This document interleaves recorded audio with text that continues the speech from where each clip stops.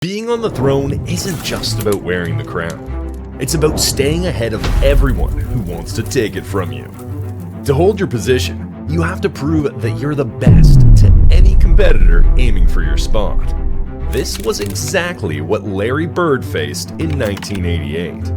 The Celtics forward had just finished one of the most impressive individual seasons ever. Bird won his third consecutive regular season MVP and lifted the Larry O'Brien Trophy, earning his second Finals MVP. He wasn't just playing basketball, he was transforming it, and the role of the small forward was forever changed because of him. But just when it seemed like Bird was the undisputed king of the basketball world, a new challenger appeared in the ring. A young Michael Jordan entered the league and made an immediate impact. He showed no fear in letting Larry know he was here to compete. Even though the Celtics were still the stronger team, Jordan had one of the greatest playoff performances ever against them in 1986, proving he could be the best player on the court. This performance sparked an intense rivalry. MJ, he did it! Michael shakes the finger! Jordan, a spectacular move!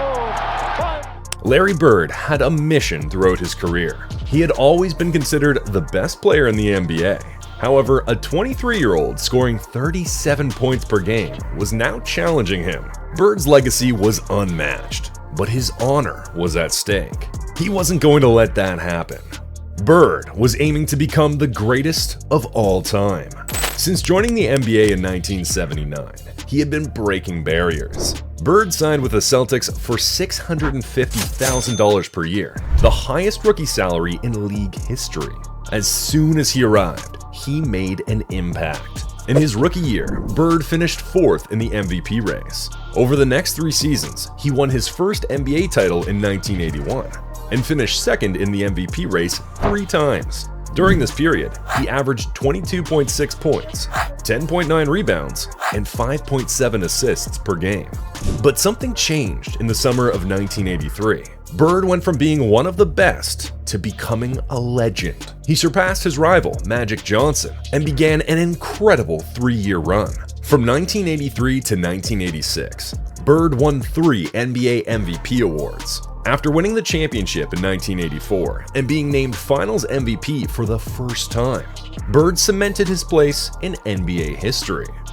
During those 3 seasons, he averaged 26.2 points, 10.1 rebounds, and 6.7 assists per game, while remaining an elite defender. Just before the start of the 1986 playoffs, Bird was at his peak. He was a versatile forward who could do everything on the court. No big man had ever possessed his skills. Bird was not only known for his iconic 3-point shot, but also for being one of the first small forwards to effectively play the power forward position, stretching the floor. His incredible passing ability made him a true leader for the Celtics on both offense and defense. But to win his 3rd ring in 1986, Bird had to face a team with a rising star making a lot of noise. Almost a year later, on March 27, 1987, the Boston Celtics, with a record of 51 wins and 19 losses, faced the Chicago Bulls, who had an even record of 35 wins and 35 losses. Both teams were playing on back-to-back nights. Larry Bird was having a stellar season, averaging 28 points, 9 rebounds, and nearly 8 assists per game. This performance earned him 3rd place in the MVP race. Meanwhile, Michael Jordan was averaging an astounding 37 points per game, finishing 2nd in the MVP race. The Celtics had an unusual starting lineup for this game due to Dennis Johnson's absence, with Jerry Sichting stepping in to replace him. Playing away from home, the Celtics knew it was going to be a tough match. However, Larry Bird set the tone from the very beginning. His off-ball movement was exceptional, and it was a testament to his incredible basketball IQ. Bird's fakes and ability to move without the ball made him one of the most dangerous players on the court. His shooting from both mid-range and long-range added to his threat, making him nearly impossible to guard. Bird's low post game was also unpredictable and effective. Throughout the game, Bird's mid-range shot seemed almost magical. He couldn't miss and kept scoring consistently. On the other side, Michael Jordan faced intense defensive pressure from the Celtics. Every time Jordan drove to the basket, the Celtics defense collapsed on him by sending multiple defenders to stop him. Despite this, Jordan continued to find ways to contribute, although it was clear the Celtics' strategy was to limit his scoring opportunities. Larry Bird wasn't just effective without the ball. He also excelled in isolation situations, particularly from the low post. This move was famously used by Dirk Nowitzki of the Dallas Mavericks later. So after realizing that they couldn't contain Bird with just one defender, the Bulls had to adjust their defensive strategy, similar to what the Celtics did against Jordan. The Bulls faced a tough challenge when Larry Bird had the ball, often facing a near constant double team. Bird, adapting to the situation, decided to capitalize on transition opportunities. Despite Bird's dominance, the Bulls stayed close, ending the first quarter only 1 point behind at 36-35. Bird had an incredible start, scoring 20 points in that quarter alone. Bird also used the extra defensive attention to showcase his versatility. He transformed loose balls into golden opportunities, like turning a chaotic play into a perfect assist. He was already killing the Bulls with his mid-range game, and then he started to display his playmaking skills that spelled more trouble for the Bulls. Bird's overall impact on the game was immense, even when he wasn't scoring. Players like Kevin McHale benefited from Bird's spectacular passes, even if they didn't always convert them into points. Sometimes, Michael Jordan had to defend Bird, but the size difference often worked in Bird's favor. Realizing the difficulty of half-court offense with two defenders on him, Bird continued to score in transition. Bird also hit three-pointers effortlessly, despite his size. By halftime, Bird had scored 33 points, yet the Bulls managed to keep the game close, trailing by just 3 points, and it was all thanks to Jordan's 16 first-half points. In the third quarter, Bird shifted his focus from scoring to playmaking. He used his ability to draw defenders to find better scoring options for his teammates. Knowing he needed another offensive threat to secure the game, Bird also stepped up defensively. The Celtics defense stifled Jordan, leading to easy baskets on the other end. Bird's defensive contributions were significant, and he didn't hesitate to get involved in scrappy plays.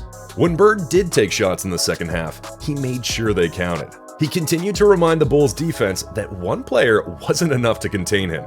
In front of a packed United Center with over 18,000 fans, Bird delivered a legendary performance. The Celtics defense was stellar, allowing only 22 points in the third quarter and extending their lead to 9 points heading into the final quarter. After a brief rest, Bird resumed his role, doing whatever was necessary to secure the win. The Celtics were exceptionally good, and Bird was the versatile piece that could fit any role. He created advantages whenever he was on the court. In the final quarter, Bird continued his assault from long distance, maintaining the same intensity he had shown all game. In the final quarter, Bird continued to torch the Bulls from long distance, maintaining his dominance as he had all game. He continued to play the simplest yet most dominant basketball anyone had ever seen. One of the virtues of genius is making the complicated look easy.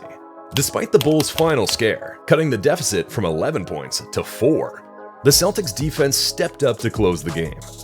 Bird showed that if he wanted to, he could dominate just like MJ, who had scored 63 points months earlier. Larry Bird only needed to give 100% for one half to demonstrate his prowess, scoring 33 points in the first half and 41 in total. This game is remembered as one of the greatest displays of ego in basketball history. However, Larry's ego had a unique twist, and it also elevated his teammates. Weeks later, the Celtics faced the Bulls again in the first round of the playoffs, and the result was the same as the previous year. Boston advanced with a clean sweep, winning 3 games to none. This left the Celtics with a perfect 6-0 playoff record against Jordan's Bulls. Whenever they met, Larry's Celtics always had the upper hand. Even a superhero performance from MJ couldn't change the outcome. Larry Bird, along with the Pistons' Isaiah Thomas and Bill Laimbeer, became a thorn in MJ's side that he could never quite remove. Bird didn't win the championship that season. Magic Johnson's Lakers did, taking the crown from one of the 3-headed monsters that dominated basketball globally. But even without a ring that year, Larry Bird did a huge favor for the world of basketball. He taught Jordan a vital lesson: scoring wasn't enough. Jordan needed to be a leader who could also elevate his teammates. Without this lesson from the greatest player in Boston Celtics history, with due respect to Bill Russell. If you were starting a team from scratch and you could have any player in history, who would be your very first pick? In my estimation, the guy that has to be there would be Bill Russell. He won 11 championships as a player. The idea of what excellence is when you win championships. Basketball history might have turned out very differently. Bird and Jordan's rivalry stirred the league, but they never met again in the playoffs. Larry finished his career with a 17-11 record against Michael's Bulls.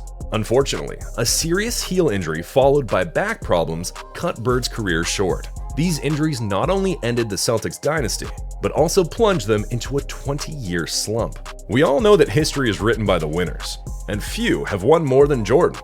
But Larry Bird has, somewhat unfairly, become underrated compared to Jordan. He was a forward who redefined basketball and thrived in one of the most competitive eras ever. From 1983 to 1986, no one could match him. He was unstoppable. Alright, that's it for this one. If you liked the video, give a thumbs up and let us know in the comments section who was the real king, MJ or Bird. See you again. Thanks for watching.